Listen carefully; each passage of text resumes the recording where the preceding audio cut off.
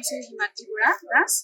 মই 6 নং ৱাৰ্ডৰ পুষ্পলতা আত্মসহায়ক গোটৰ এগৰাকী সদস্যা। আমি ইয়াত দুটা গোট একত্ৰিত হৈছো, এটা পুষ্পলতা আত্মসহায়ক গোট আৰু এটা জুলুকি আত্মসহায়ক গোট। আমি 6 নং ৱাৰ্ডৰ কালী মন্দিৰ সমীপত যিটো এই পুখুৰী অমৃত মিত্ৰ আঁচনিৰ অধীনত স্বচ্ছতা বজাই ৰাখিছো। আমি বজাই ৰাখিছো যাতে এই পুখুৰীটো লেতেৰা হৈ নাথাকক। লগতে আমি এইটোও বজাই ৰাখিছো যাতে পানীৰ ৰং চাফা হওক। এই পুখুৰীৰ পানী যাতে দুৰ্গন্ধময় নহওক, ওচৰ পাজৰ পৰিৱেশটো যাতে চাফ চিকুণ হয়, তাৰ ওপৰত আমি চকু ৰাখিছো।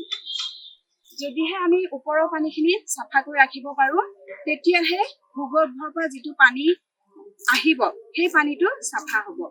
গতিকে আমি দুটা গোট মিলি স্বচ্ছতা বজাই ৰাখিছো। লগতে যি পুখুৰীত যি লেতেৰা আৱৰ্জনা আছিল সেইসমূহো আমি চাফা কৰিছো। আৰু এই কথা আমি পৌৰসভাৰ কৰ্তৃপক্ষকো অৱগত কৰাইছো। এই চেগতে আমি অসম চৰকাৰক ধন্যবাদ জনাইছো। লগতে এই চেগতে আমি NULM অসমক ধন্যবাদ জনাইছো আমাক এই কামৰ দায়িত্বভাৰ দিয়াৰ বাবে। ধন্যবাদ অসম চৰকাৰ, ধন্যবাদ NULM।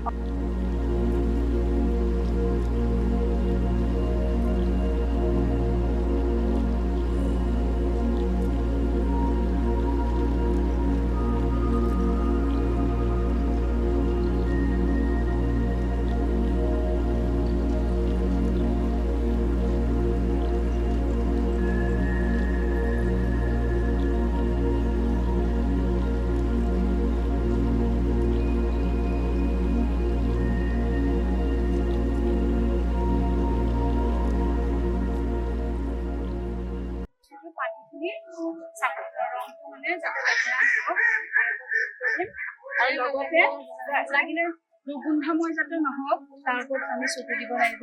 আৰু গোটেই আমাৰ চাৰিওপাশ যাতে চাফা হওক, লেতেৰা আৱৰ্জনাই যাতে ধৰি নাথাকক তাৰ ওপৰত আমি চকু দিম। আমি ইয়াতে চূণ দি পানীখিনি চাফা কৰিম, তেতিয়াহে ধৰ